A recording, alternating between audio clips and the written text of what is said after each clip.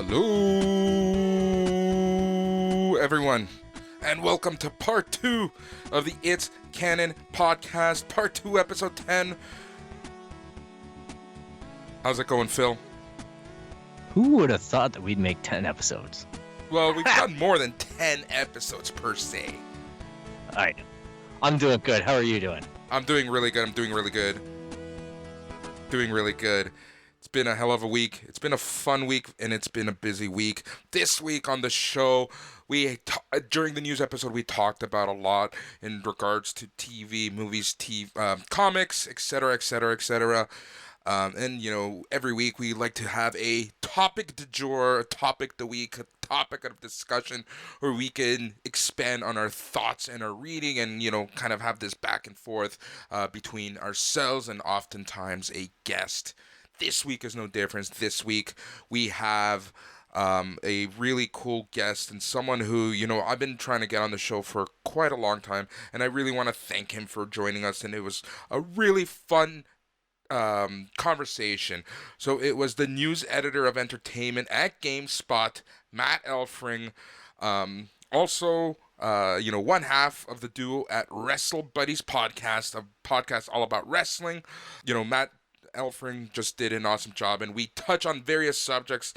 We talk about TV, movies, we talk about comic books. It's a topic that I tend to avoid from time to time just because, you know, previous incarnations of the show really went in depth there, so I try to avoid that. But I think, you know, we kind of wanted to get into the state of geek, a state of the union for geekdom and fans and nerds all alike. So having someone from the industry with inside knowledge, with a lot to say, is always, you know, a huge plus for us. And I really do want to thank Matt for joining us on the episode. And I know that everyone is going to enjoy the interview and the state of geekdom. So without further ado, Phil, I think we're going to jump right into the chat. So when we come back, we're going to wrap things up in a neat little package and send it into next week. Yep, everybody, listen for the dulcet tones of Matt. In a world where The Rock owns the XFL, in a world where COVID-19 is changing how we do just about everything, every aspect of the world has been touched, including the geek world. How we consume our TV shows has been changing for years, but I think that over the next few months we're going to be seeing a lot more changes. How we even buy comic books and where we buy comic books is changing thanks to DC and Diamond. In this ever-changing world, I think it's time for us to do a State of the Geek, a State of the Union just for geeks. And this week we have a very special guest joining us. He is the news editor of entertainment at GameSpot, Mat Elfring. Hey, Ding Dongs. Thanks for having me on. Thank you for being on. You know, it's been a few years that I've obviously listened to all your podcasts, been following your news at, you know, the various sites that you've contributed to, including Comic Vine. That's how far back all this goes, and it's honestly a pleasure of mine to have you on the show where we can talk about all things geek, and it's a lot of fun. And, you know, it's just, we'll take it from there, and we're gonna, you know, see how the world is going to change in regards to the geekdom. And I think we're going to start with the basic. Matt, how about you tell our listeners who don't know who you are a little bit about yourself? I'm some idiot from the internet. I am Matt Elfring. I'm from GameSpot, the news entertainment editor. I've been there about 5 years. I was at Comic Vine for a long time, and I'm currently the host of the kind of silly comedic wrestling podcast, Wrestle Buddies, where myself and coworker Chris Hayner just talk about silly things from wrestling from the 90s and 80s. And I'm just a goofy boy all around.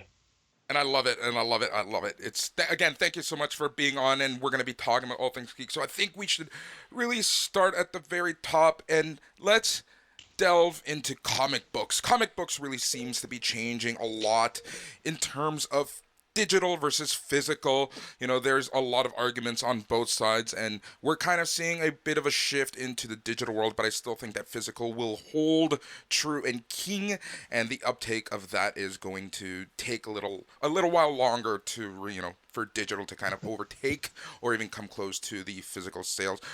Where would you fall in kind of this digital versus physical fight?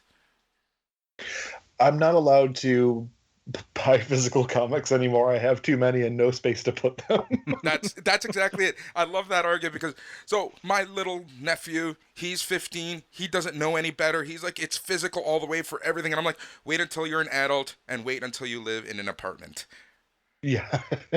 my I have my office in my house for where I work. My closet is just long boxes. That's all it is. Yep. And I'm never gonna read this stuff again because I also have everything collected in trades too that Yep. I really really love.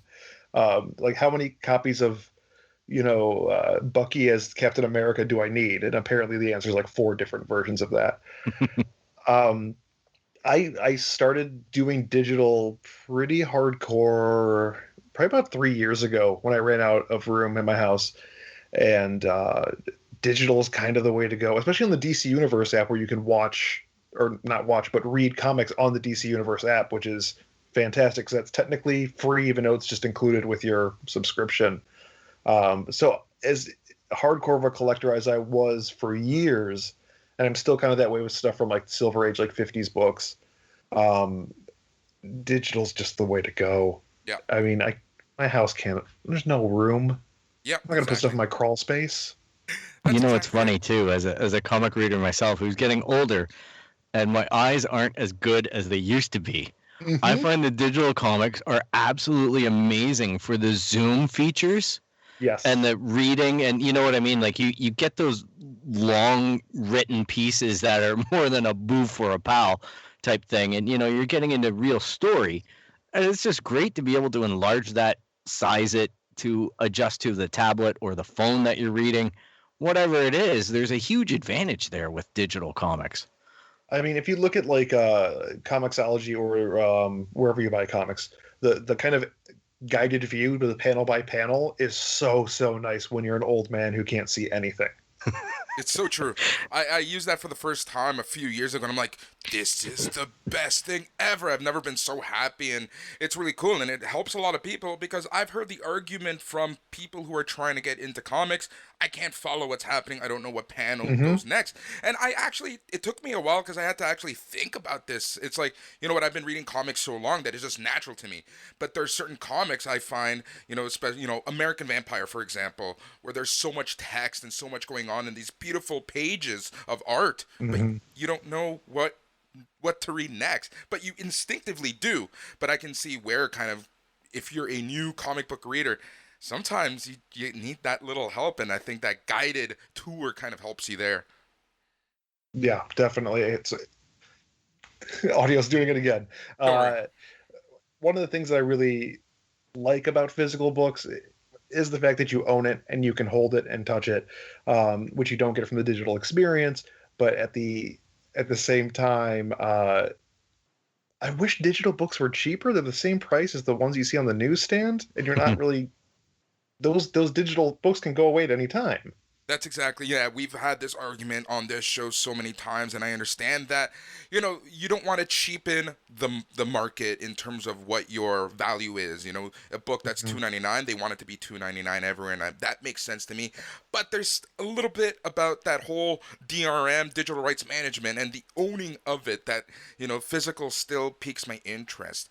And in terms of physical books, I've said it many times before, and I'll say it again that I'm a fan of certain books physical. Like I'm still gonna go out and buy my collector versions of Batman or key issues, or if I were to ever find my holy grail somewhere, I'm gonna buy that. That's not going to Yeah. change.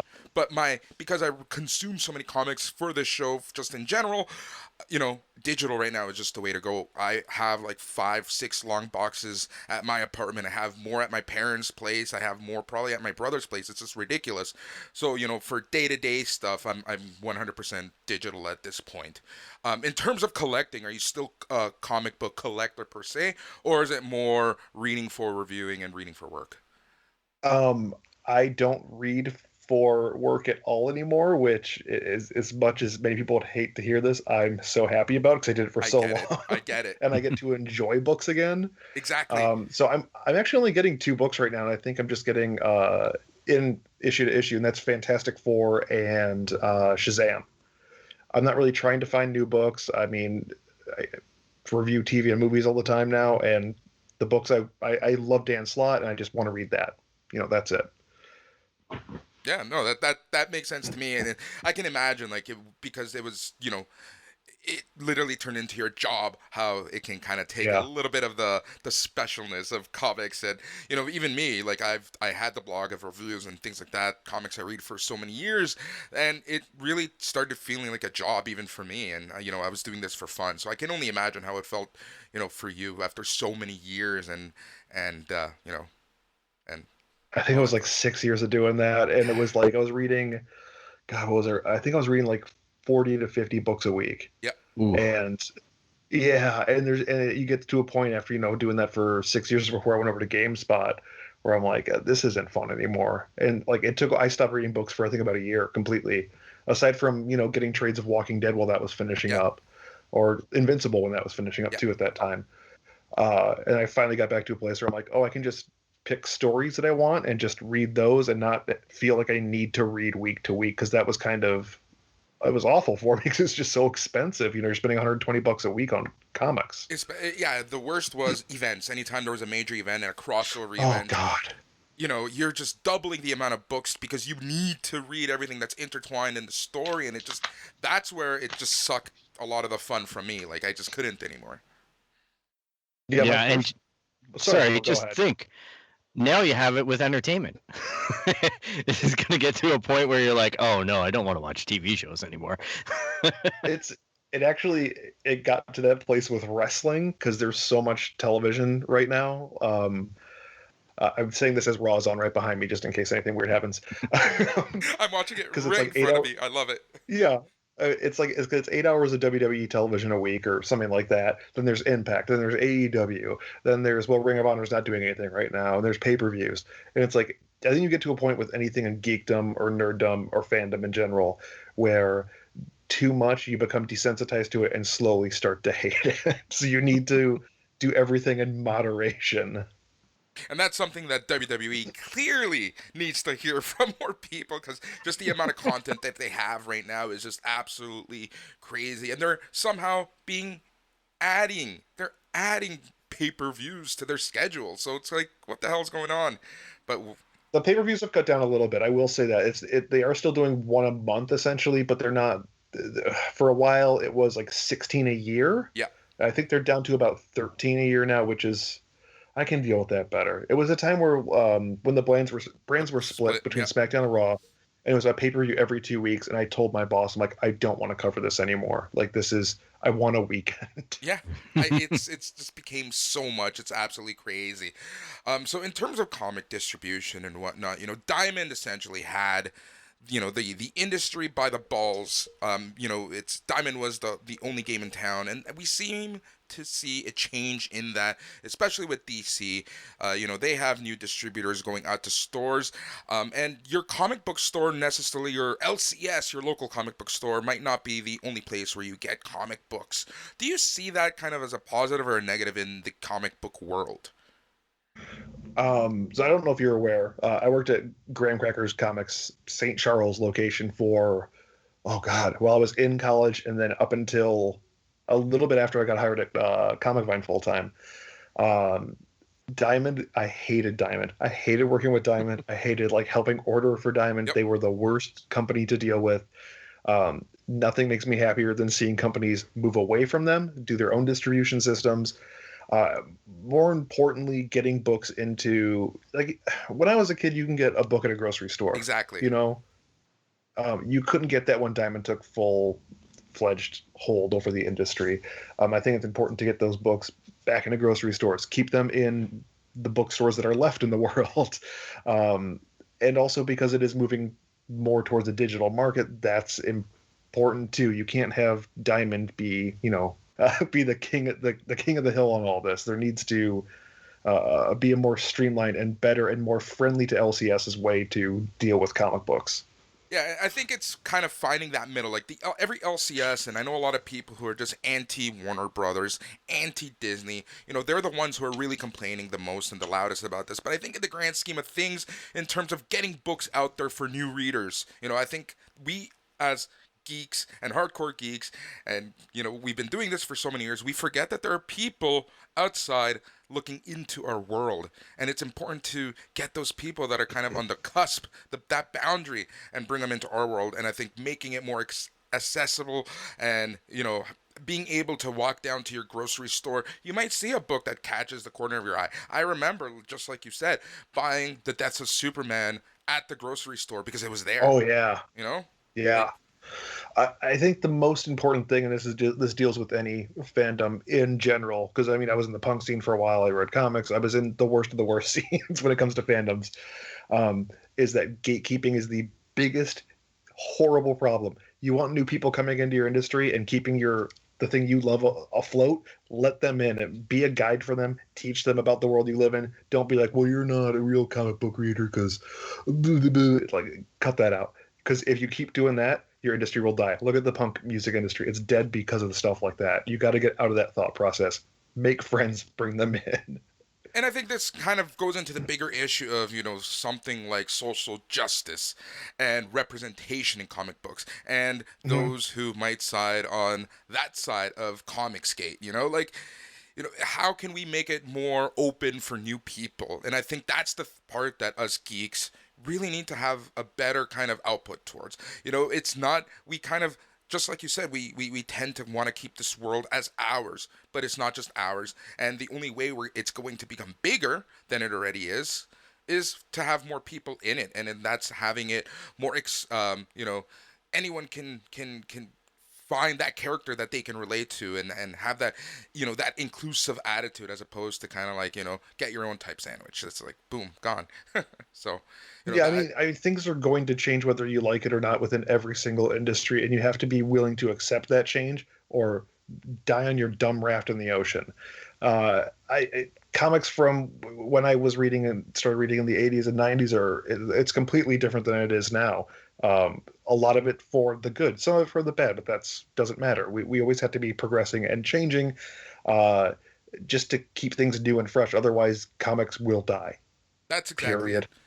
And people, it's funny because a lot of people on that side of the Comicsgate and the social justice and the being open side of the argument, who are against it, I should say, they just want to say, like, look at sales, they've been down. It's like, have you honestly looked at the diamond numbers? Like, sales are not actually going down year to year, year over year. You're going to see down swings, but overall, comics are selling more than ever, and there's a reason for it. Like, it's just, it's for it to be bigger, more people need to be involved. That market share has to be there. So we'll see kind of how that happens. But I do see overall the distributors, Diamond not being the only game in town. I can see, and we've heard rumors for a long time about Marvel wanting to do this. So I can see DC, they just went ahead and said, well, with the world kind of stopped there now, we're going to try this out. And I can see for sure Marvel and Image and other people doing this as well. But again, I can see compromise and kind of working with the LCS. So, because one thing is making the comic world open, but another thing is kind of that slow death of the local comic book store. I always want to go to the LCS for certain things. So I hope that we can kind of find that middle ground. Do you think there will be that middle ground that we can find? I mean, you always hope for it because comic shops are kind of the heart of the industry, whether they're being sold in, again, grocery stores or bookstores. LCS is always going to be that heart, and what they should be looking to do, and this is expanding the audiences, including manga, is a big thing. I don't read manga. I don't watch anime, but it is a huge, huge market. By the way, I'm saying these very serious things as two men are having an underground street fight in wrestling. I was waiting for you to say something. Well, I don't know what's going on. I don't know what's going on right now. You remember the game Pit Fighter? Yes. That's what's happening. Yeah. It's Fight Club on this is scripted brawl for all. This is what this is. There's going to be a something to wrestle episode about this. in the future. Oh, this is so bad. Oh, let's get Marty DeRosa in here and see what he says. Marty. Oh, he's 30 miles away from me. I can't see him. I love it. I love it. This is amazing. So yeah, so where were we? Talking about Phil, distribution. Phil, what about you? You haven't said Eh, anything.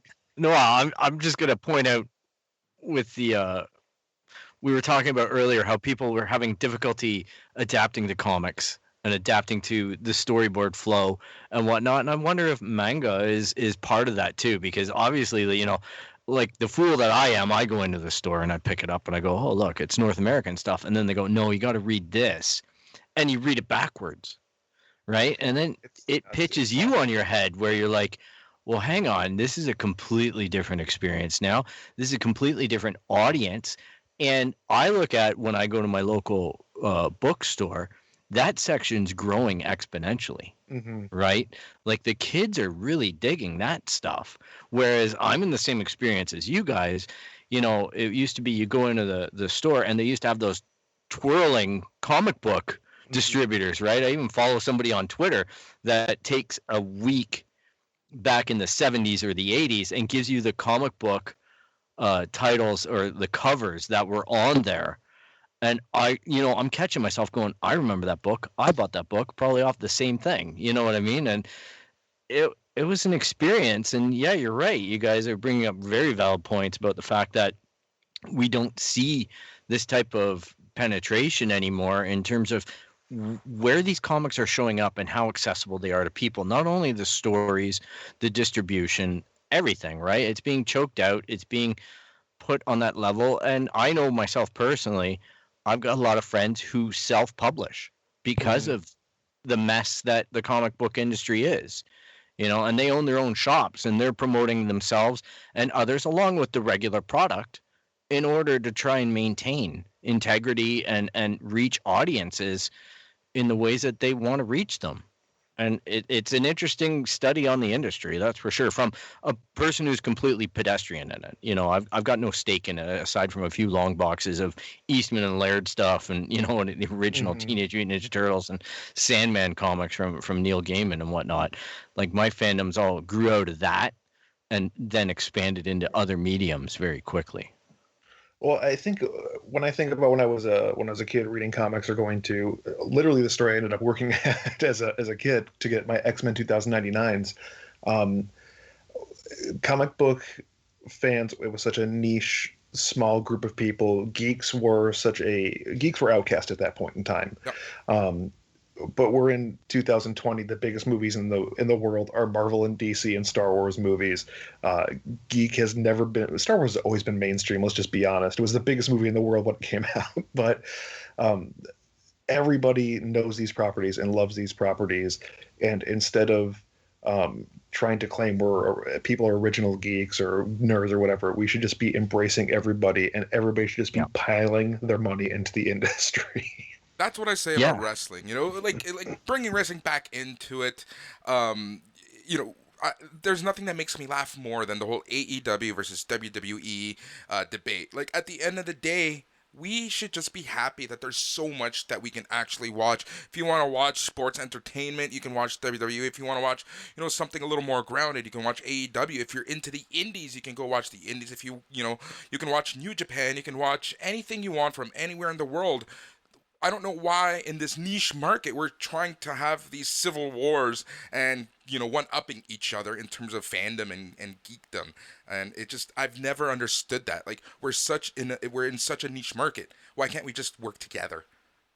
We're trying to relive the past. I mean, when I was in high school, I mean it was the middle of the Attitude Era. And it was WCW versus WWE. Yep. We're trying to recreate that in our own minds. But I mean, wrestling for me, I completely fell out probably about 2003 for a few years because it was only WWE and I wanted choice. Same. And now that we have choice, we're picking sides, and it's like, well, there's a lot of good. Just enjoy be lucky you have this. Exactly. I mean, be lucky. That's exactly it. I think we've kind of hit the nail on the head is like just we should be happy that there's so much choice right now. Whether it's DC, Marvel, Image. Like I remember when Image wasn't even around, and you literally just had Marvel, DC, and some random guys in conventions selling their few comic books. Hmm. We live in a world with so many options. Self-publishing, Kickstarter really helped out as well. For like 5 years ago, everyone had a Kickstarter. There's so many ways to consume comic books, and we should just be happy that there's so many options. And if capes and cape crusaders aren't your thing, there's something out there for you. You can find comic book for whatever it is that you really want, and we should just be happy at the end of the day. So talking about the overabundance of options now, and I think TV and movies is a really important one, at least for me, because I remember back in the day when anytime there was a comic book movie or something based off of a video game, you had to go watch it. If you identified yourself as a geek, you were finding yourself watching anything and everything just because it was that one comic book movie, that one video game movie. Like I watched Mario Brothers because it's Mario Brothers, Oh, hell yeah. Everyone did. Yeah. You know? So I felt that having the few options so few and far in between, you had to go watch it. Like I remember thinking Batman Forever was one of the best movies ever. Deep down inside, I knew better, but I watched it and I thought it because it was the only thing out there, basically until Batman and Robin, and then after that, we had to wait another 2-3 years before X-Men came out, and that's what really started this evolution and revolution. So basically, what I'm trying to say is we have so much option right now in TV and movie, and we live in a world now where there's just so much to watch. And as a geek, and it's been crazy to kind of see this evolution, and almost everything right now in some shape, way, or form is based off of a comic book. Like, how do you see the industry, like, from when you were kids to now, and especially now covering the industry, kind of like, Hmm. everything is based off of a comic book. Does that make you happy? Does that kind of make you go, huh? Do you see, like, is it positive? Is it negative? Like, what are your thoughts overall? There's no real answer that works there, because like it's great to see writers and artists that I'm a huge fan of and read their stories get made into big screen movies, but at the same time, some of those movies don't take into account the source material. Yeah. And the number one thing I go to is always like Jonah Hex. I love Jimmy Palmiotti and Justin Gray's run on that, on All Star Western and Jonah Hex, so much. It's the best Western comic, period. Yeah. Um, and then the movie just was like Western and superpower, and didn't understand it. So you have cases like that where it's hot garbage. Then you have cases like, I don't know, I'd say 60% of the rest of the industry is brilliant filmmaking. It's good and bad. It's Hollywood. You're going to have good and bad. They're always going to be adapting from somewhere. I'm happy to see stuff that I'm familiar with from my childhood be made into movies. I'd like for it to all be great. It's not going to all be great. So it's just kind of, I tend to, how do I put this? So when Heath Ledger got cast as the Joker when Dark Knight came out, I was one of the buttholes on the internet saying like, he's gonna be terrible. The teen heartthrob from A Knight's Tale. And then I had like foot and mouth syndrome after the movie came out. So I do my best now because of that to not judge anything until I've seen it, Yeah. or at least until some trailers have come out and I have a general idea of what the movie or TV show is going to be like. I also just try not to get angry anymore, because you just spend so much time on the internet getting angry, you're going to ruin yourself and die from the inside. Exactly. So it is great to see my childhood come full circle and become the mainstream. But at what cost? It's true. It's very true. I feel like we kind It's of. funny though. Go ahead. Yeah, in the same thing that Matt was saying, it's great to see it come back, and as you joked about with Star Wars, was always mainstream, and it was. I still got picked on for being a Star Wars fan. You know what I mean? Oh, There was times when it was hot, it was accepted, but when it fell off, you got picked on if you showed up with the wrong toy at the whatever event or what. It wasn't always a happy place to be. And it's fun to see it now, but I just look at certain things that get revived right now because there's a lot of recycling in Hollywood. And when I see stuff like Magnum PI and, like these different titles that just get regurgitated and forced out, I'm like, I'm very happy to see the comic stuff at least if it's good or it's bad, it at least gets audiences into something that isn't recycled marketing trash from the 80s. Not to bag on Magnum PI or anything, but it just, you know what I mean? Like it just makes me laugh now when my niece comes to me and gets excited about a show, and then I think about it and I go, well, I know that show from a completely different context and it's not worth getting excited about. You know? I think this took me some time to kind of realize in my own head as a kind of an angry nerd for years is that when you see something like Magnum PI come out or Hawaii Five-O, one of those revamps, like that is 1,000,000% not for us. Yep. That is 1,000,000% for our parents who had to like watch that garbage show while they were watching us as kids, and they're like, well, maybe this will be good because like I have fond memories of it. It's for a completely different demographic, and I think one thing people really need to realize within the industry of fandoms and nerddom is that not everything's for us. There are going to be some things that are super not for Star Wars Episode 1. I waited in line for that movie 4 hours. I skipped senior year of high school one day, and then I saw it and I was super, super pissed. And now I watch it now and I'm like, oh, this movie's for kids. This ain't for me. Yeah. Exactly. It's not a good kids movie, but it's for kids. And we have that discussion now on our show too, where we're saying like I was blown away by going into an antique store and they're selling the episode 1 figures in package for, you know, some fairly big money. And I'm like, that's crap. Like I have cases of that somewhere in my basement. And they're like, the kids have grown up and they have money now. You know, they want to revisit this in that fandom now. And I'm like, oh, I guess I shouldn't throw that box out.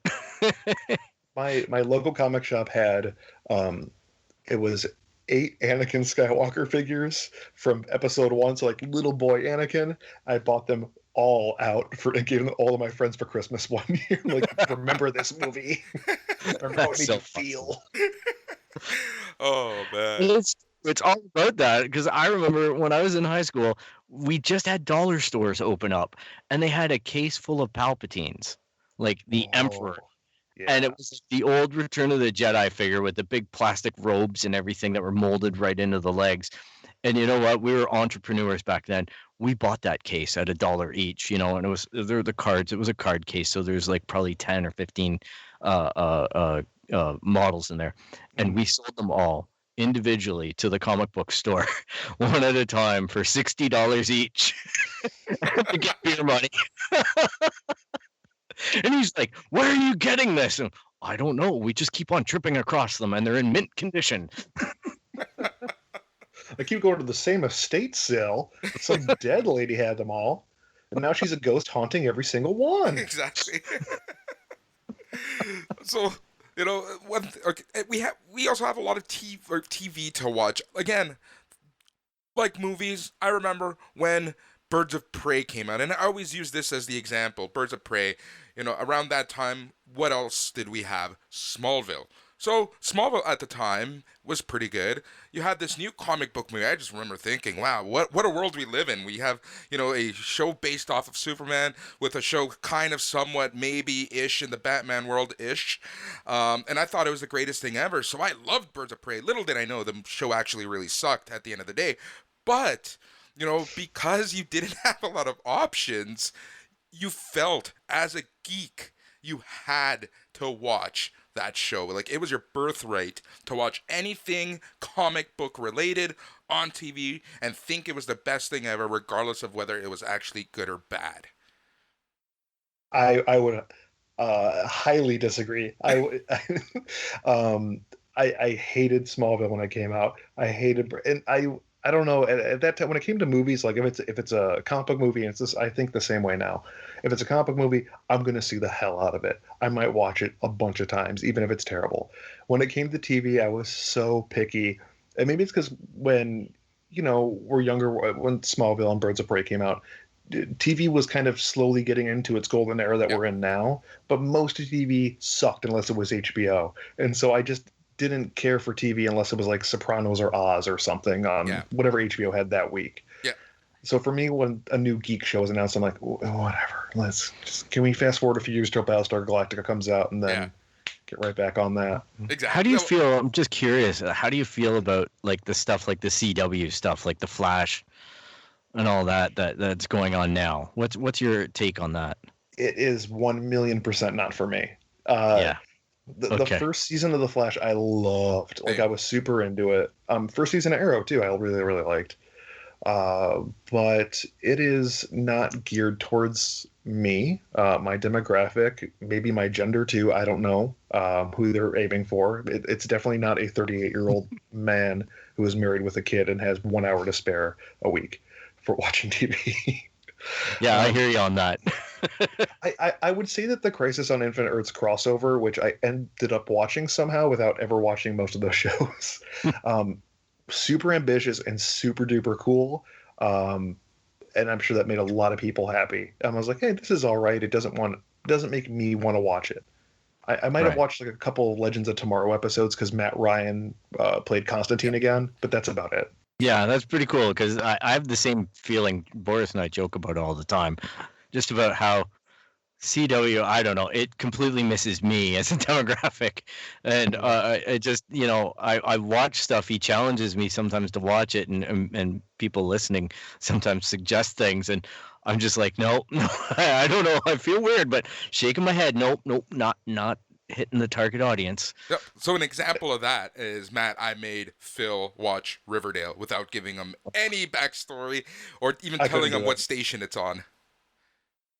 It It's actually kept me up at night. I was upset. There was just too much drama. It reminded me of high school.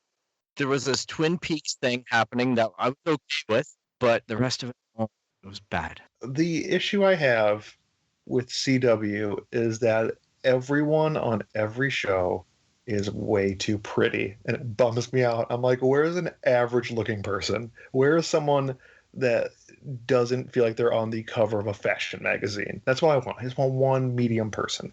Even Jughead was cute. Like, come on. As a person who has met him in real life at a San Diego party, great looking dude, super good looking Yeah, dude. he is. I'm like, holy cow, Just it's This is just a, what Dopey is in the CW verse? No. exactly. Amazing. So yeah, CW is, I guess, the worst example because of the CW isms, as I call them, and I think I can see past some of it because Gilmore Girls is still my favorite show ever. So I think I can live within the boundaries of the CW up to a certain extent, but even that, it's too much for me sometimes. I remember when they made iZombie and I was so pumped for that Oh God. show. And it is what it is. Like, I watched that first season Yep. and I'm just like, man, like, this is such a good book and well, someone's enjoying it, so I guess I'll just walk away. Yeah. I This remember seeing the ads for that and getting excited to watch it, and I'm like, no, no. Yeah, the first season was pretty good, and then it just became too much, even for me, even for my standards. Which brings me to another point, and that's in terms of, how close to the source material do you feel that these TV shows and these movies should be for you to watch it? Like, are you one of those sticklers where if they change one scene, you're gonna hate it, or are you open to them taking concepts and and certain stories and aspects of the story and kind of representing and kind of giving us a different view of stuff, or like how close to the source material do things need to be, Matt? I don't want to see a movie panel for panel the same comic I read. Yep. I want to be surprised when I'm watching something. If I'm sitting I enjoyed Sin City, but it felt too close to the comic. Uh, Zack Snyder, who I'm not the biggest fan of, his Watchmen movie, like that opening sequence, I love. I hated everything else about it because it was so. I didn't hate it. I can't say I hate that movie, but I wasn't pleased with it because it was a little too close to the source material. They didn't do the giant octopus at the end of that Yeah, movie, which is that was the BS. one That's the thing. best part. Yep. Yep. And I'm happy the TV Yep. show kind of, they make reference to that, obviously, and whatnot. They So show it. yeah, I loved it. I absolutely loved that about the TV show. And I was a little confused because I'm like, oh, they're actually doing what the comic did, not the movie, which is great. And I'm happy about that. That is the best. I would actually say that I think that's the best comic book TV show that has come out, period. And I'm kind of glad it's only the one season now. Yeah. And that they're not going to just run it into the ground. I'm really happy about it because we have so many examples of promising TV shows, not just comic book, just in general. Promising TV shows have great 1, 2, 3 seasons, and then, they beyond jump the shark. Even Battlestar Galactica, like the second half of the show. Yeah, exactly. I sighed. Remember when Yeah. Starbuck was an angel? Oh, I always reference that scene. I always reference that ending when you see Starbuck coming back, and it's like, oh no, here we go. My favorite though is still Fat Apollo. If Apollo stayed fat throughout the second half of the TV show, I would have been so happy with whatever they decided to bring us in Battlestar Galactica. My favorite was like I loved Dexter, the Showtime serial killer series, Yeah. and during the final season, uh, I'm spoiling this, but whatever. He's like, well, I gotta go away, so I'm gonna go take this boat into the eye of a hurricane, and I'm dead. And then there's a final like extra scene at the end where he's like, I'm not dead, I'm a lumberjack in Canada. And it's like, no, just you should have stopped at season 4. Just no more. Yep. I agree 100%. That's a show that went on a few seasons too long. I always forget about that show actually. I'll never forget that. Yeah, I think I'm like, yeah, and around that time is when Game of Thrones was coming out and like really popular. So I think I just made a point to just not watch Dexter, and then Game of Thrones became that show where the second half of the series was kind of like, ugh, It's something. It's hard as well, when they deviate from the source material. Oh. It's the discussion that we had where do you want to channel or do you want interpretation in there? I agree with you. I want, but at the when it circles around, you end up getting lost in some of that too when you allow the filmmakers and the content producers to basically write their own ways around things, and then you go, they bought it in the first place. It's like, oh man, you had me for 2 or 3 seasons, and then you just displayed that you just never understood it. Yeah. I do want to say something about Skype really quickly. I haven't used Skype in forever, and we're using Skype to record this. I love that Skype has not figured out a way to play your own audio back into your ear to make you not want to talk. It is Skype, hit me up. I'm on Twitter. I'm Mat Elfring. Let's talk about ending how awful an experience on Skype is when you can hear your own audio half a second after you say it into your own ear. Thanks. Yep. When it happens to you, it happens to me. Yeah. So I'm having it happen. That's why when I point, you can put your earpiece back in because I'm like, I have the big headphones and I'm like, oh, I'm screwed. I don't get that issue because I have a program that does its own loop, and I have Skype completely like on its own channel doing its own thing, so I don't have that issue, luckily. You're But so lucky. yeah, it's a great little app that I have. What I used to even record this show and pump in the music and everything, because no one has figured out how to add a mixer into software. So go figure, right? Yeah, as someone who's been podcasting for since 2005, there are programs out there that are kind of mixers, but like I'm not paying $300. No, I'm not exactly. going to do that. Exactly. It's just Poor. it's too much. It's crazy.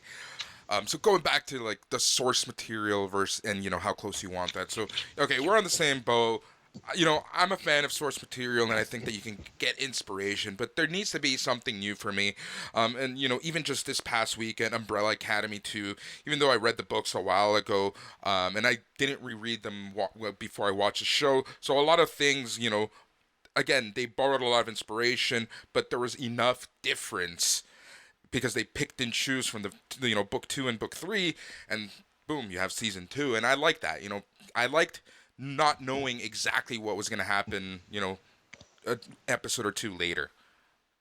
I would say a great example of this, and it's because I know season 2 is coming, is The Boys on Amazon, a comic book I find awful, which I read when it came out because I was younger and was like, yeah, this is edgy, I'm cool. But a show that kind of took out a lot of the violence and the cussing that didn't need to be there and really focused on a center point story and kind of expanded from there, doing its own thing. I love what that show did, and I wish that other shows would take note. Lock and Key kind of did the same thing, Yep. but Lock and Key was much more geared to a younger audience. Still great, but the horror elements were completely ripped from it. Yep. So I wish when adapting books or adapting anything, I don't want to see direct translation. I want the key story elements there, the key character elements there, and then kind of do what you want. I mean, y'all are screenwriters and Hollywood producers. Like, make something new. Don't make the same thing over and over and over again. You know, it's interesting from my perspective. In some of the books that I read the Expanse series by James S.A. Corey or whatever his name is now. He has different writing names and whatnot. But the Expanse series, it's interesting because on Amazon they obviously have the Expanse now. Yeah. And the way that they wrote the show, even when it was back on Sci-Fi and whatnot, was not really following the books in a linear way. And because the books were so complicated, they started amalgamating different characters into one character. So the characters took on multiple personalities from the books, and they reordered. You know, the first book never touched on politics. The second book goes into it, but in the show, they introduced politics from the beginning, and they end up, you know, certain books you're way ahead, and other books you're not. And then as a fan rereading this, reading it for the first time after seeing the episodes, it's really interesting to see how capable the writing can be in doing exactly what you're pointing out, keeping to the important points of the story, and then allowing storytelling to go on around it. And I found that was really compelling as far as a fan, and being able to witness that discrepancy in such a complicated form as a book versus, you know, not that comics aren't complicated, but, you know, they have certain guidelines around the production of them and how the story is to be paced, right? Expanse is a show that I would desperately love to get into. I've watched the first season 3 or 4 times, and it is just, I don't want to say it's too high concept, because it's not a high concept show really, but I think there's just so much going on within the world building of that first season that it is an overload to me, and I can't get into it. And then, like, this show looks so great. It's got a great cast. It's just so well written. It's too much of an info dump on that first season. I just can't handle it. It is tough. I watched that first season 3 times, I think, before it actually caught for me. And then I was like, oh, okay. And it just kept on showing up on stuff. And I'm like, all right, well, there's lots of controversy with this Sci-Fi, and then Amazon picking it up. So I got more and more intrigued. And it's filmed largely here in Toronto. So I found that was an interesting thing, seeing part of the times when I'm looking at sets and I'm going, oh, I know where that is. You know, you're just looking at different parts of Toronto and you're going, oh, wow, that's recreated, that I can't recognize it. Because as I mentioned before, whenever I see a show and I can figure out it's filmed in Toronto, I get a little bit annoyed. Because I'm like, no, you didn't even try to cover up the CN Tower. No, this isn't Chicago. I know it now. You know? I was going to say, like, I'm like, man, should I like point out that like he has a Toronto area accent? Like, it's been, because my family's all from Guelph, so right on. They all live in Toronto now. But like, yeah, they're all from Guelph. I'm like, oh, that's like my whole family has that accent. It's hilarious how big the industry is up here. It really is. Yeah, so. I did a set visit a few years ago for it was NBC Universal, so I did like Suits and then 12 Monkeys. This is, I think, 5 years ago, and it was all in a bomb shelter. Yeah. I'm like, why does Toronto have a bomb shelter? Because we're cool like Numerous that. Bomb shelters. Yep, we're cool like that. We have a lot of hidden underground vaults throughout the city, even ones that we didn't know about, where people literally just dug up their own underground tunnel, and we don't know where it ends up going or anything. It's crazy. You guys have the best city. One of the worst ones that I had was a Bulletproof Monk. I was doing tech work in the field, and I ended up being in Joel Silver's hotel room hooking up his internet. And he's just going on and on about Bulletproof Monk. And I'm like, I watched the movie and I'm like, nope, no. What the hell is this? They didn't even cover the signs. There's this really, really good documentary. It's like a propaganda documentary that I remember watching like in 2006. And the only scene I remember from it, I couldn't tell you what it's about. It's Joel Silver driving through Hollywood in a red convertible, and like the camera's above his head, so the guy's standing filming him, and like he just keeps looking up and he goes, "That's the way Hollywood is," and then he just drives off. And that's the only thing I remember, and it's stuck with me for like 20 years. I just recall he had a Lethal Weapon 2 jacket. And he was all about trying to get me to hook up his AOL account so he could get a free month for the show. Just like, are you serious? Yeah, put this disc in. Get me a bulletproof monk at AOL.com. Amazing. I'm like, this is the sleaziest thing I've ever tried to do. Oh God. Oh man. That's amazing. That is absolutely amazing. So, we've talked a little bit about TV, we've talked a little bit about movies, we've talked a little bit about comic books. Now, we're going to stay with that form of entertainment. And Matt, let's talk Zack Snyder cut, the possible David Ayer cut, all the rumors, and if I can borrow a saying from Bruce Pritchard, all the rumor and innuendo about what's happening in Star Wars world.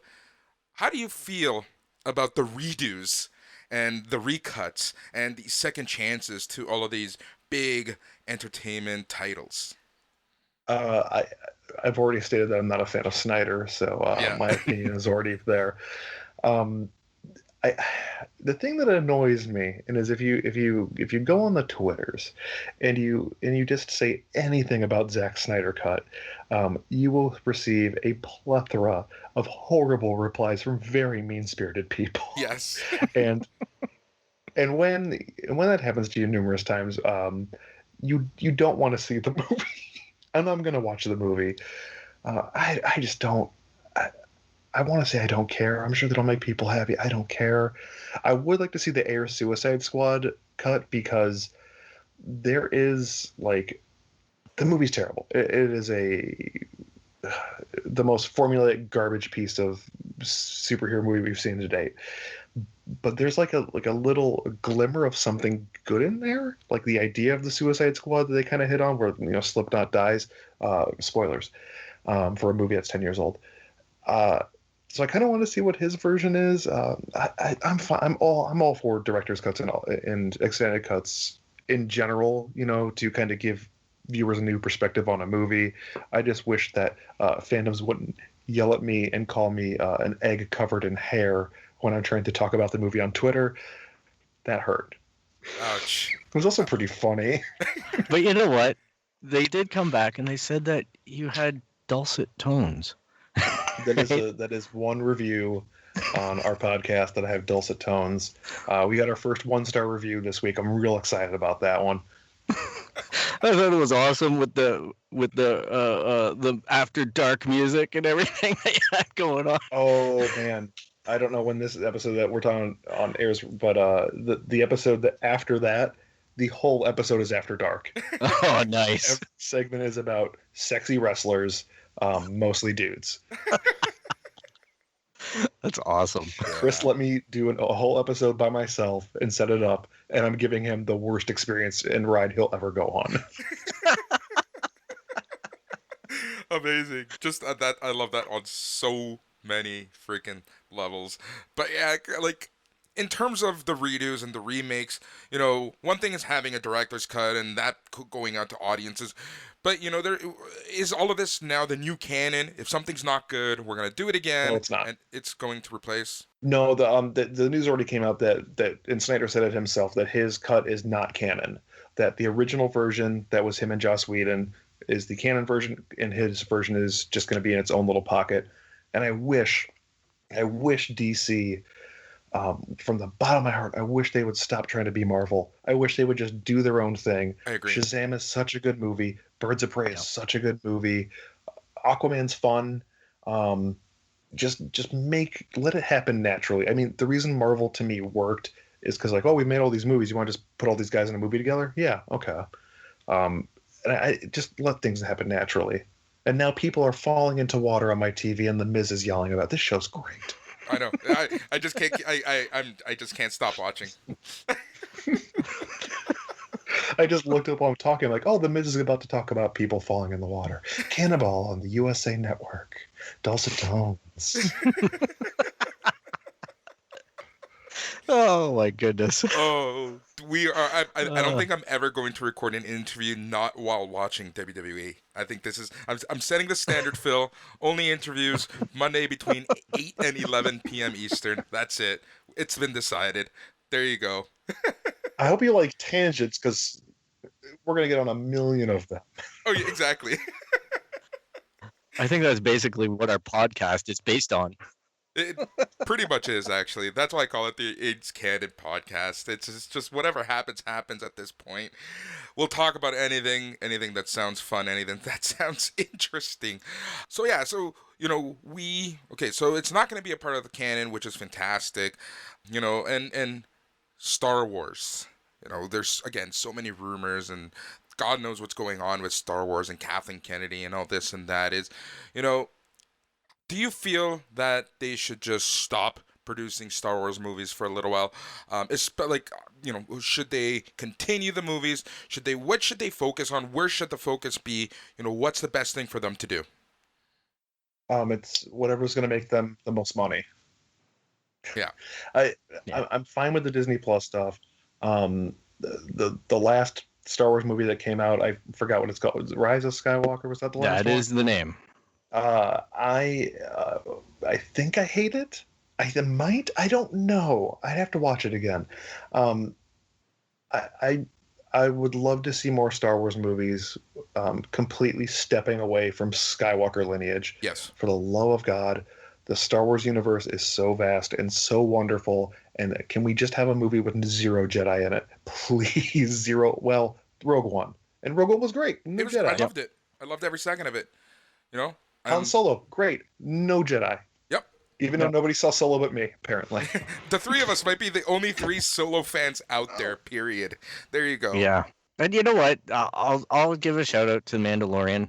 I know it's got a Jedi in it, or a baby Jedi, but I just like that it's not about Luke.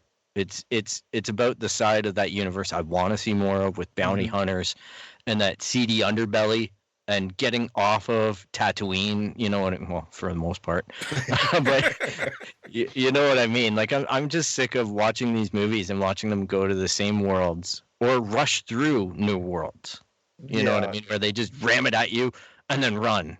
Like, Rogue One was guilty of that a little bit, where they're just like, here, now we're going there. And you're just, what's going on? I think that's Star Wars in general, though. I mean, I think about every movie. I'm like, are they on a planet for more than 10 minutes aside from Tatooine? my biggest enjoyment was explaining to people that it was the forest moon of Endor. It wasn't actually called Endor. It's just so funny because everyone's like, oh yeah, the forest moon. Because isn't Endor, now correct me if I'm wrong, isn't Endor a gas planet? I believe so, yes. It's inhabitable on the surface, or there isn't if there is a surface. Yeah. Nerd. It would be like where Lando sets up his next Cloud City. You know what I mean? Gas mining. I do love Mandalorian. It was it was weird to see a essentially like creature of the week or villain of the week show, since we're so used to episodic television now. Yeah.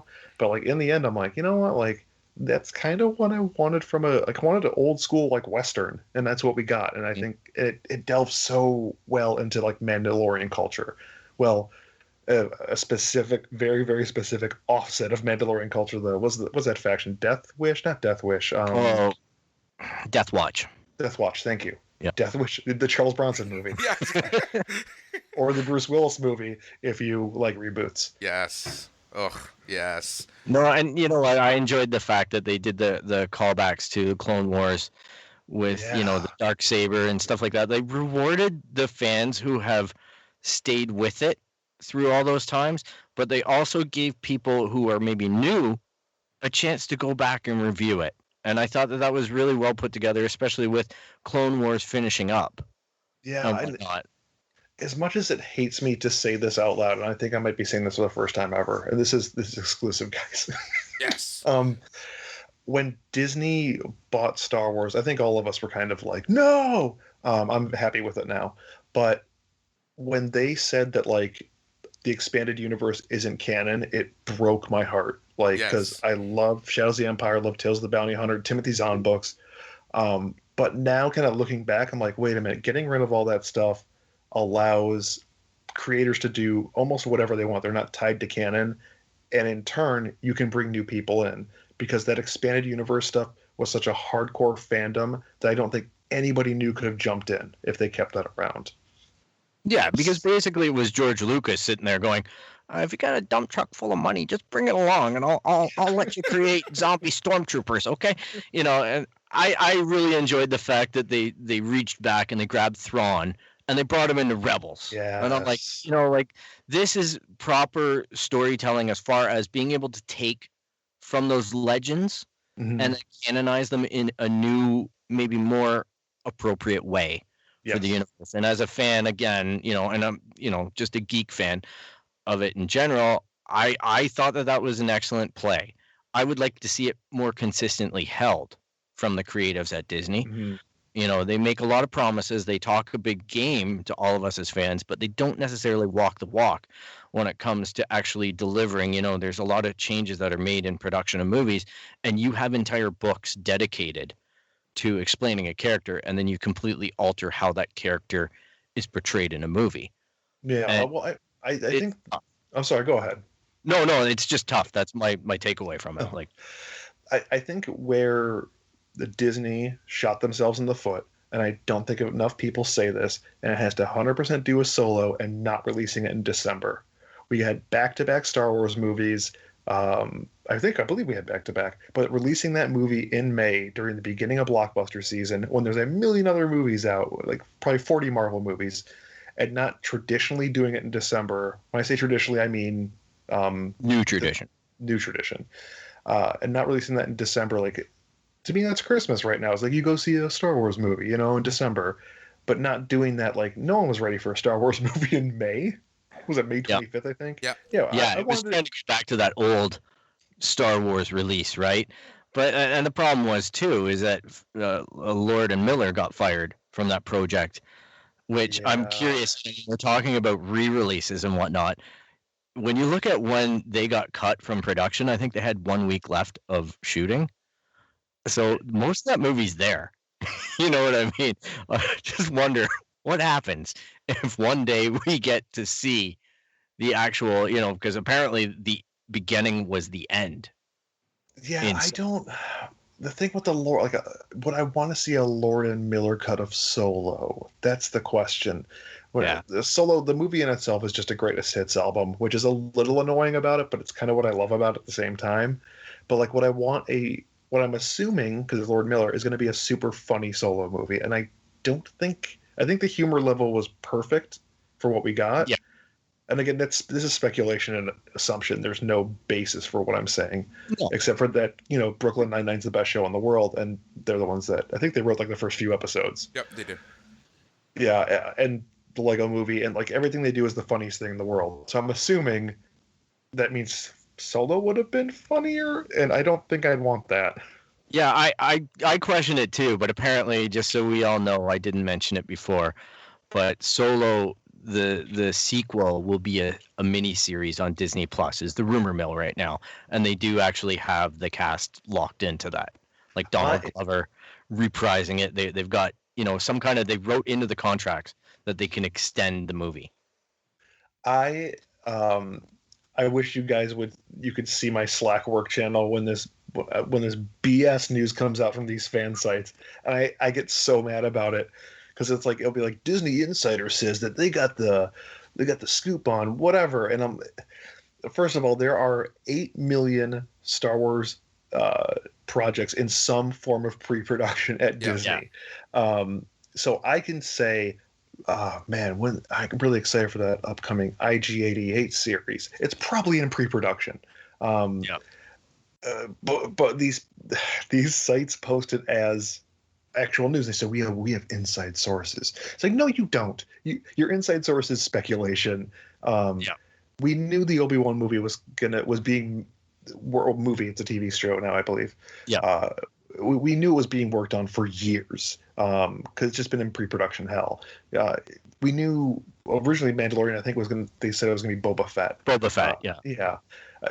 You could throw a dartboard at a dartboard of DC Marvel, Star Wars characters. Throw a dartboard.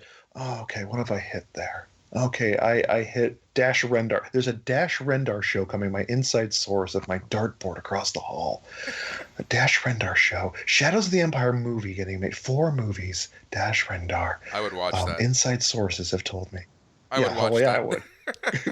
I love that game so No, much. no, and I agree with you, and I made fun of it earlier in the other episode where I'm like, you know what, this is like hand grenades in bathtubs here. Guys are just tossing stuff all over Reddit and anywhere else that they have a voice, and it's pure speculation. And But people pick most of up this on it, and stuff will people never retweet it. see the light of day.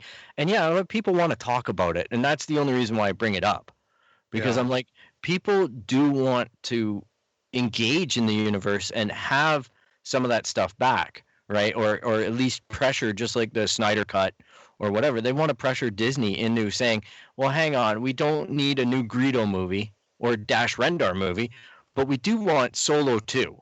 You know what I mean? We want to see what happens with Darth Maul. We want to see what happens in that universe. Whether it be a book or a comic or a show, they'd like it to live in some form, and that's an important message that Disney needs to filter out that static, and everyone needs to cool their jets as far as getting the exclusive.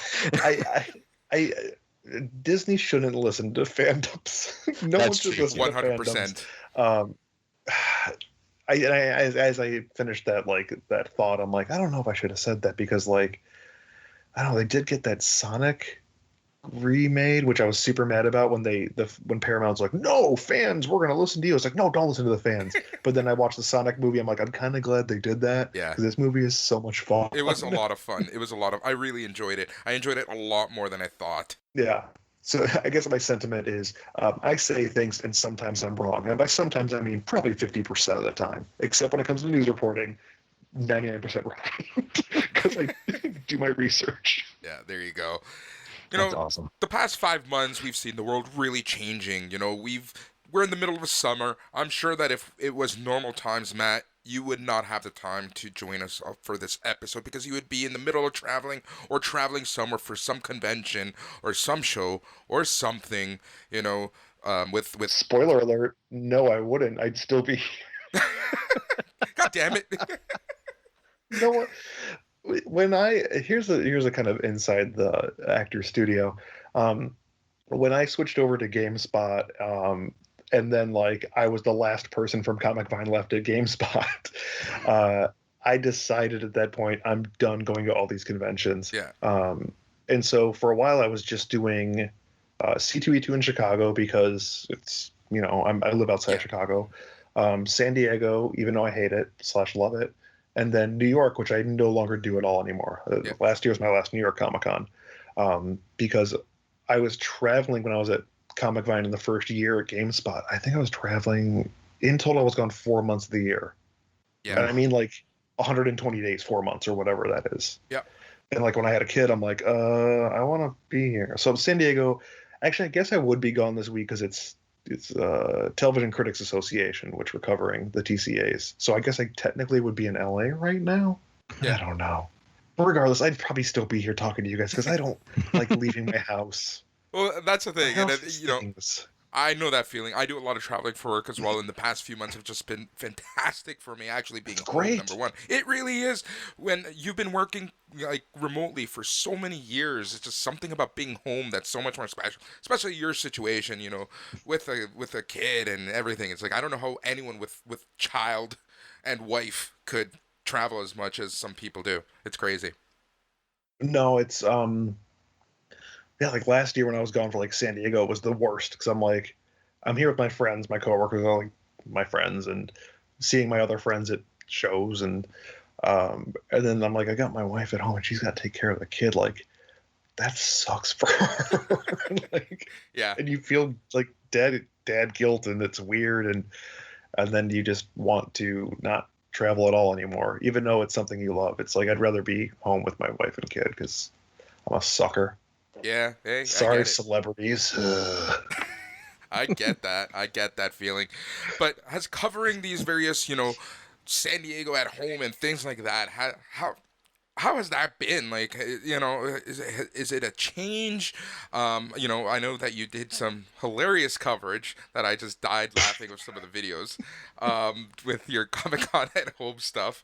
But has it changed covering these things? Have the marketing machines from these companies changed how they present things to the media, and then you cover them, or is it just business as usual?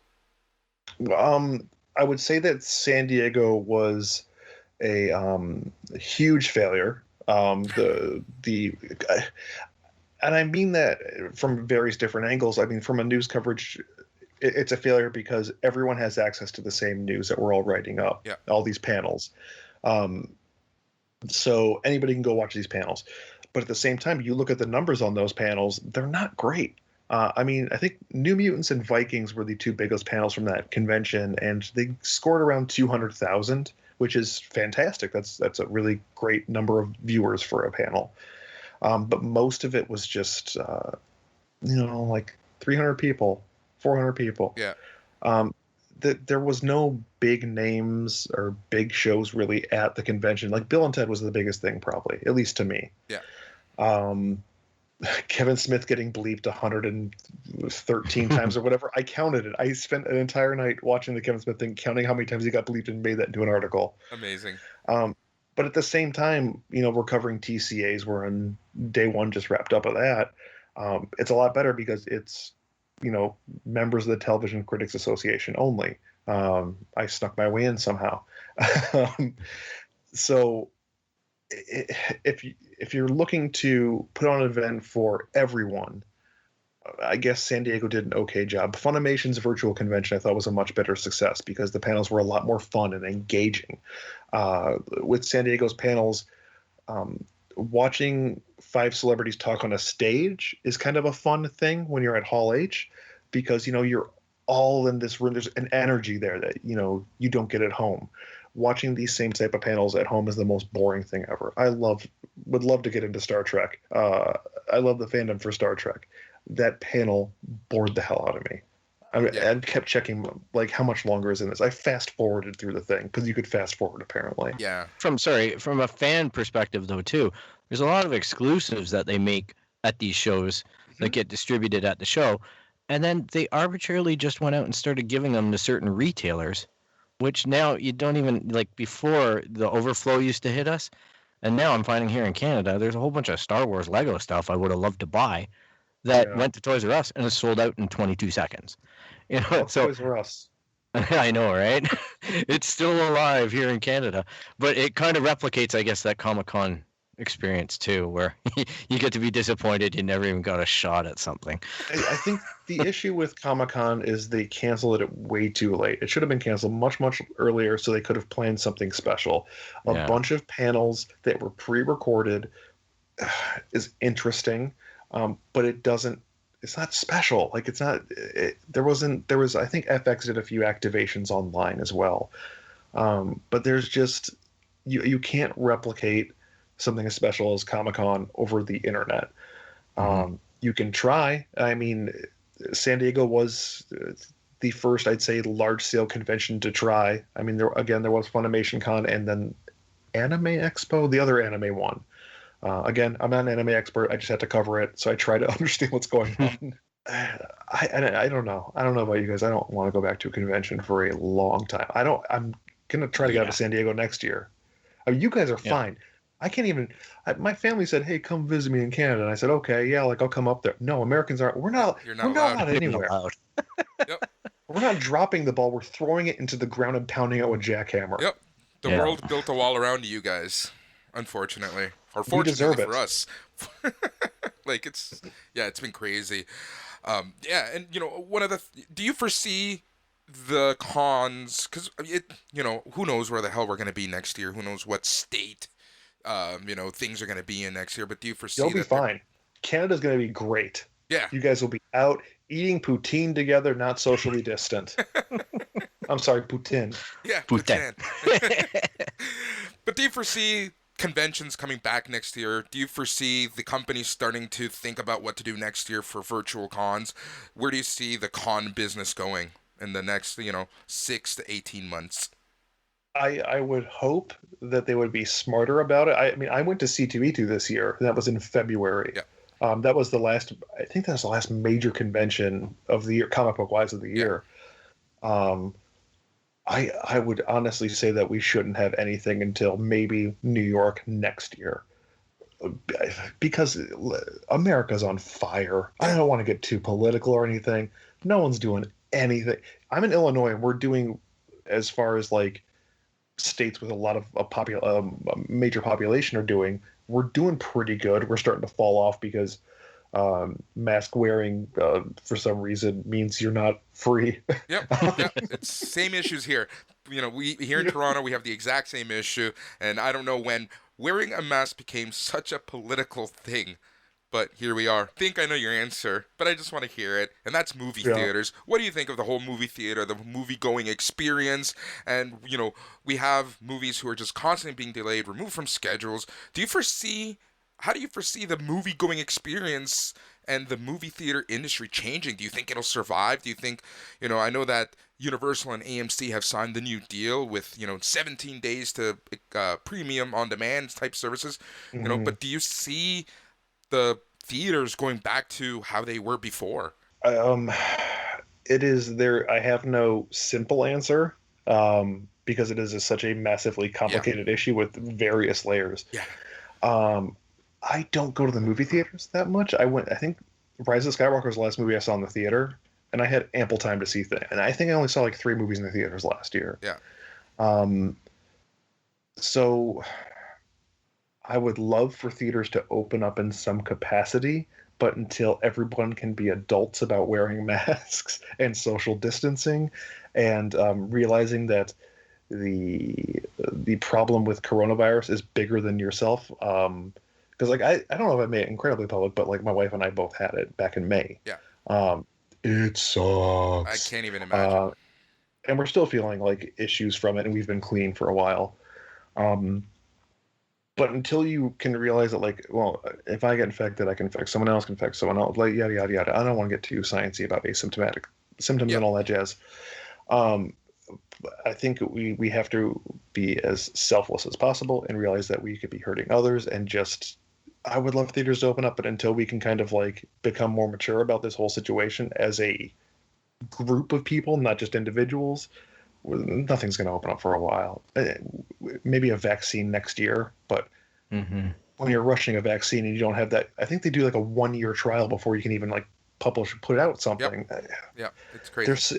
There's so many insane like layers to this that I can't have a simple. I'd love to see movie theaters open next year. Yeah. Like my buddy is a manager of one, and he's been like furloughed, and it sucks, and I love him. But like Yeah. it's rough. Look, Yeah. here in Canada, Toronto specifically, last Friday, Phase 3, Cineplex started opening up their theaters again. So they essentially have capacity of 25. You have a bunch of twos, Mm. a couple singles, socially distanced.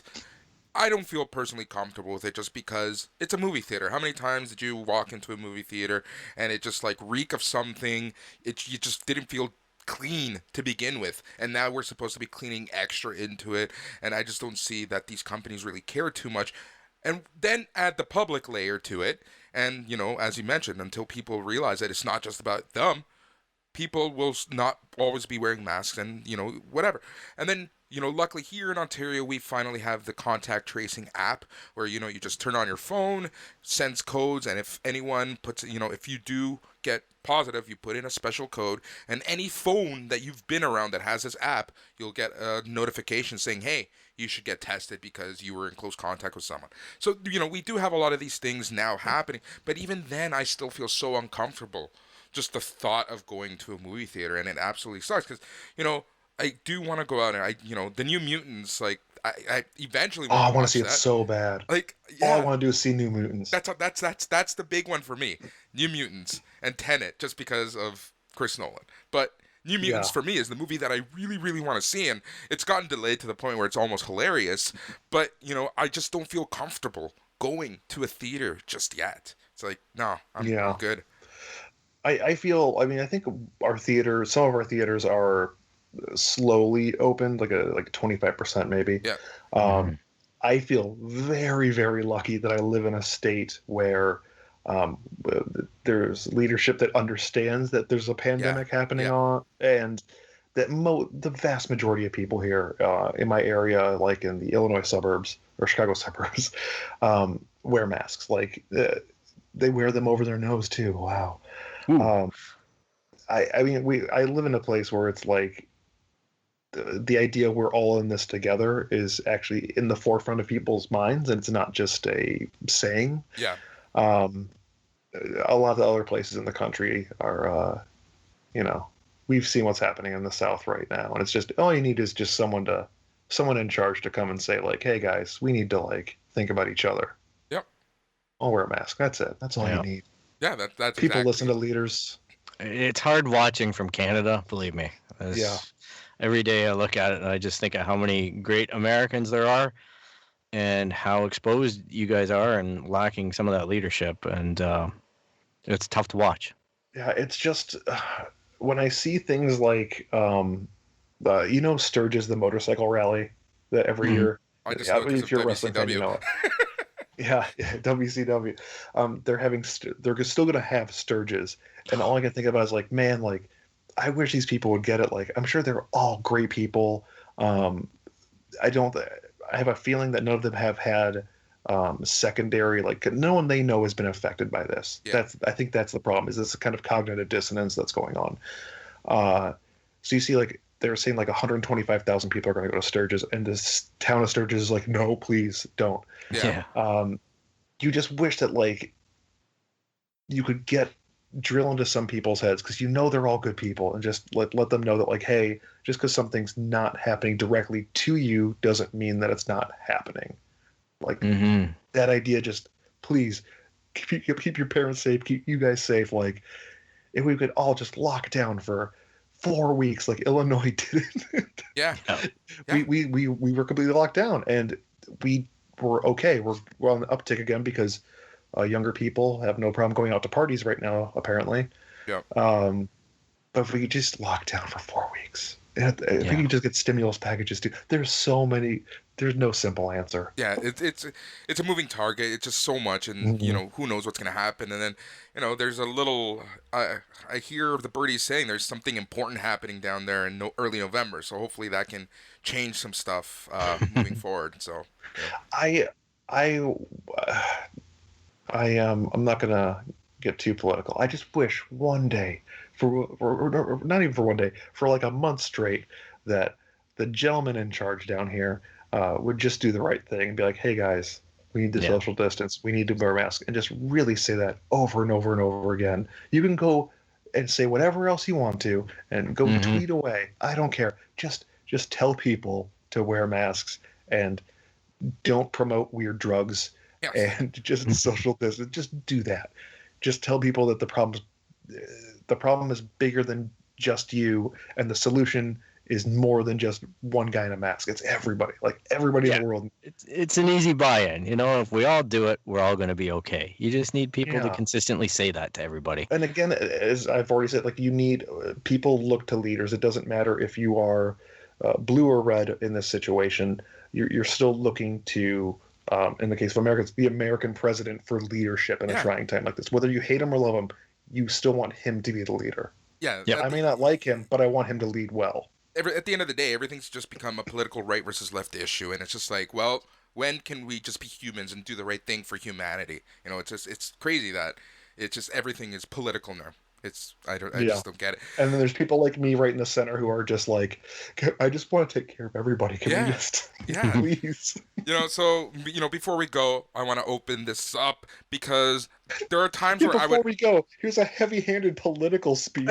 Well, here's the thing, though. Sometimes I would rather speak politics and religion before we talk our next subject because that fandom is just as fun, and that's wrestling. Oh boy. Oh, wrestling fans. Yep. The internet wrestling community is the greatest thing I've ever seen because I try to avoid it like well, I guess I should really stop saying avoiding things like the plague. We're Um, in You the yeah. So yeah, but the internet wrestling community is a hell of a thing. But let's talk a little bit about wrestling and the state of wrestling. There have been empty arena shows for the past several months, empty-ish arena in the case of AEW. ROH isn't even running shows right now. They've basically been shut down. New Japan is starting to have crowds again, little and surely they're trying to get back to normal out there. But here in North America, AEW, WWE, not really running any shows with fans. Just a quick little state of the wrestling community. How have you been consuming and have you been enjoying these empty arena shows? Um, Consuming wise, not much at all. I want to say not much at all. I'm still kind of watching here and there, but I'm not watching as regular as I Yep. used to be because, again, there's too much wrestling on. Yep. I started getting into Impact, Yeah. which I never thought I would say after Slammiversary. I got into Uh, Impact about 2 years ago when Slammiversary was here in Toronto.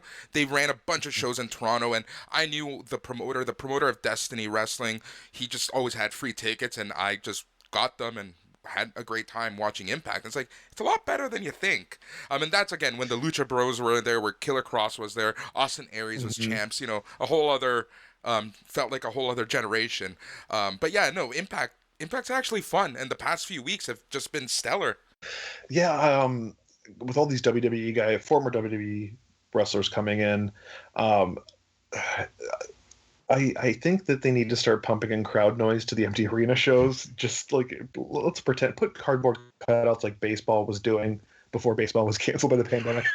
Um, like make me wrestling is all about kayfabe. It's all Yep. about trying to make you believe that the things are happening in the ring are real. Wink, wink. It's quote unquote fake in the same way your movies and TV are fake. Yeah. So make me believe there's a fake audience there. Pump in the crowd noise, like give me that energy.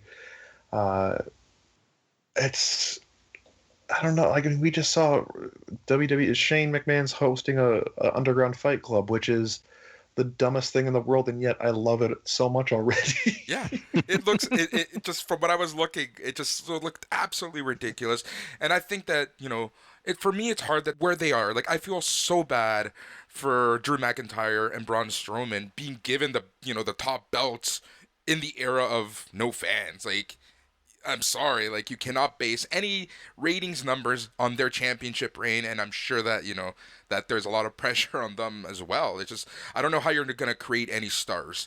Even AEW right now, yeah, they have their stars, but they're still in the middle of creating a bunch of things and their new stars, and I just feel like it because there are no fans, it's been going a lot slower for the most part. But you did bring guys like Brody Lee, you had Brian Cage, but you know, I feel like they took the momentum right from under them a little too fast, especially right now Mhm. that they're trying to establish people. I'm enjoying Brody Lee more now than I ever have in my life, and I know he's been essentially relegated to be a comedy character, Yeah, like running the Dark Order and throwing papers at people on yeah, BTE. But I'm enjoying that so much. I think we're gonna look back at 2020 like 5 years from now if we're still alive, uh, and say that this year was a turning point for wrestling because WWE, which its roster is so overbloated. Um, and again, this is speculation and assumption, um, because WWE signed all these wrestlers to big contracts when AEW came in, so that WWE wouldn't lose wrestlers. yep, Again, speculation. Because WWE let so many people go and they went to other companies, I think it's only going to make everything else stronger. AEW wound up being stronger. Impact is already a lot stronger. Um, Ring of Honor will come back and it'll be fine. Uh, but I don't want a Attitude Era Wednesday Night Wars. That's all silly. But I do want choice, and this is something I cannot stress enough. I love the fact that I have choice right now. I can watch AEW, I can watch WWE, I can watch Impact. I don't have to watch it all. yeah, I love the fact that I can like choose which I want to watch this week. yeah. That's great. That's exactly how I am right now. It's like whatever looks interesting to me, I will actually watch that show. I'm not, going out of my way to watch every wrestling show just because it's on. It's way too Mhm. much. Between reading comics, it's just like it just would consume every second of my quote unquote spare time, and I just don't have time for that. But yeah, 5 years down the line, it will be very interesting to kind of see how and what 2020 did. And I do believe, the great mass exodus of this past April really did open up the floodgates for a lot of competition to really happen. I think we're going to see some great things once crowds are back. If crowds come back this year, I don't even want to speculate on what that plan is. It'll be cool to kind of look back and see, because, if the rumors are true and SummerSlam is on a boat cruise, Speed 2 styles, I'm all game for that. Oh, we talked. I think we talked about that like our last week's episode for our show. The ridiculous things that WWE could do for SummerSlam, and I would love to see it on a boat. I would love to see it at Alcatraz. I would love to see it on the moon. Give me something super duper special. Yeah, that's all I want. Yep. And hey, when companies compete, consumers win. Yeah, exactly. 100%. 100%. That's exactly it. Like, competition is huge. Huge dropped out of watching wrestling WWE because they were the only shop in town. I did the same for the very same reason at that time. There was just nothing else. I was not really interested in TNA at the time, so I kind of missed those quote unquote glory years of TNA. But competition is a hell of a thing. So yeah, we'll see what happens with wrestling. I kind of want to. I hope I can get you back on the show and we can have a whole episode dedicated to just wrestling, because there's just so much I want to talk about in the wrestling world. And yeah, it's you have to bring me and Chris on. Oh yeah, 100%. Your show will get nothing done. I'm okay. We barely get anything done to begin with, so I could live with that. So Matt, thank you so much for coming on. Do you have any final words for our awesome listeners? Don't waste your time being angry about things that don't matter. That was too serious. Oh, man. This is the most serious I've ever been as a guest on a show. Probably because I'm so tired. That's exactly it. That's okay. That's all right. So that was Mat Elfring, news editor of entertainment at GameSpot. You can catch him. We'll have all of his info in all the places where we can go find him, and all the podcasts he does and all the videos he does. And we'll have links up on our show notes. Matt, thank you so much for coming on again. It's my pleasure to finally get you on the show. And I hope that, we can go back and have more chats about the world that is Geek. Nope. All right. It's done. Done.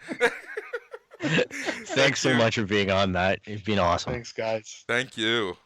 And there you have it, the state of geekdom, the state of all things geek. That was a lot of fun. Matt, thank you so much again. It was honestly my pleasure to finally have you on the show, and I hope that all of our listeners enjoyed that. Phil, any final thoughts on the state of geek and where we are and how things can be changing? Hey, it was great having Matt on the show. What an authority and just a pleasurable guy to speak to. It was nice to hear our opinion, bouncing off of him, get some validation and get some different viewpoints. I think he brings a lot to the table. What a great guest. Yep. And as always, here on the It's Canon podcast, we talk about a lot of things, but all of that wouldn't be possible without our great listeners. Phil, tell our listeners and news listeners alike how they can get a hold of us. Hey, check us out on our website, www.itscanonpodcast.com. You can hit us up on Instagram, Twitter, Facebook at It's Canon Podcast. Email us at show@itscanonpodcast.com. And you can subscribe via Apple Podcasts, Spotify, Stitcher, Google Play, really anywhere you find podcasts.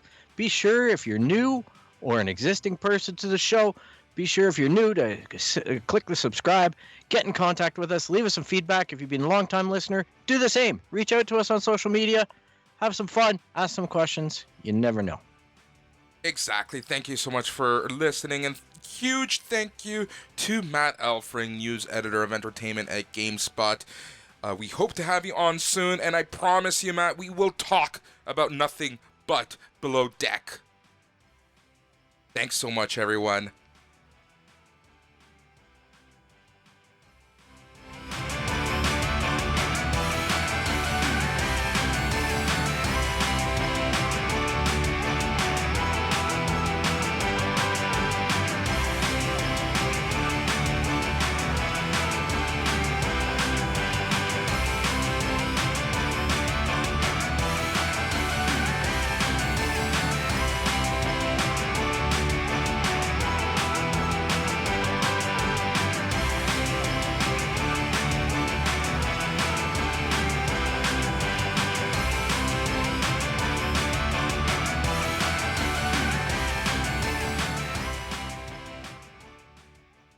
And that's a wrap for the week. Boom. We did Goes it. the dynamite.